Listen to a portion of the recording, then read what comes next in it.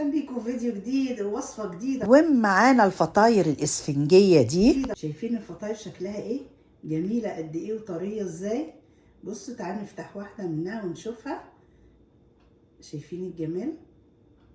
بصوا هشه قد ايه ولا ريحتها. وقبل ما نبتدي الفيديو، اللي اول مره بيشوفني انا اسمي سلمى، واشتركوا في القناه عشان يوصلكوا كل جديد. ولو عجبتكم الفطاير لايك وشير، ويلا بينا على الوصفه. ومعانا فلفل الوان وهنقطعه قطع صغيره زي ما انتم شايفين كده. ومعانا 4 فصوص توم، ومعانا بصلتين كبار ونقطعهم كلهم صغير. ومعانا نص كيلو صدور، وممكن تستخدمي ربع بس لان بيدينا كميه كبيره. وهنقطعها مكعبات صغيره. ومعانا الطاسه وفيها معلقه صغيره زبده وننزل بيها عليهم بالثوم والبصل ونشوحه تشويح مش هنحمر. ومعانا معلقتين صويا صوص ونقلبهم. وبعد كده معلقة كبيرة سماق. ومعانا نص معلقة صغيرة السبع بهارات، وربع معلقة صغيرة ورق لوري وحبهان، وملح وفلفل. وننزل بالفراخ بتاعتنا ونقلبها وعليهم معلقة طماطم ونسيبها لحد ما تستوي خالص. وبعد كده ننزل الفلفل الألوان تقلبتين ونقفل عليها. ويلا بينا نعمله المحسن. معلقتين كبار دقيق وكوباية مية، ونقلبهم على البارد لحد ما نشوف لو احتاج مية تاني نديله حسب نوع الدقيق، لحد ما تستوي عندنا وتبقى عاملة بالشكل ده زي المهلبية.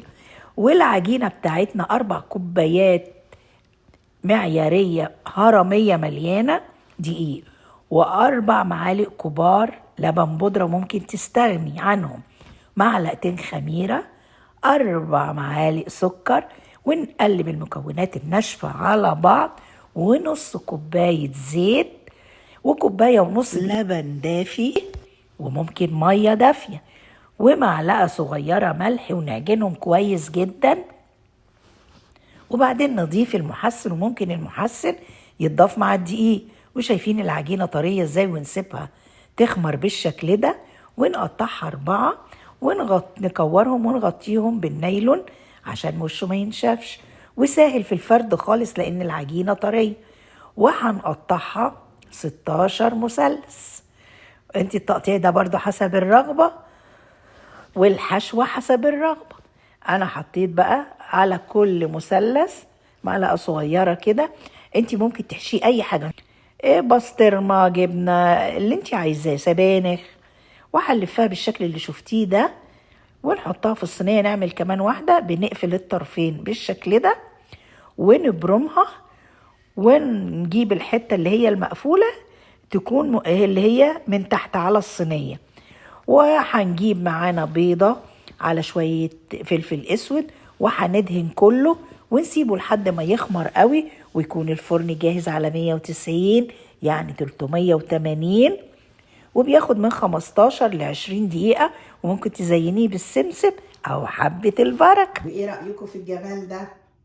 كل ده ب4 كوبايات دقيق بالكوباية المعيارية. بجد بجد وبجد بجد طعم وريحة.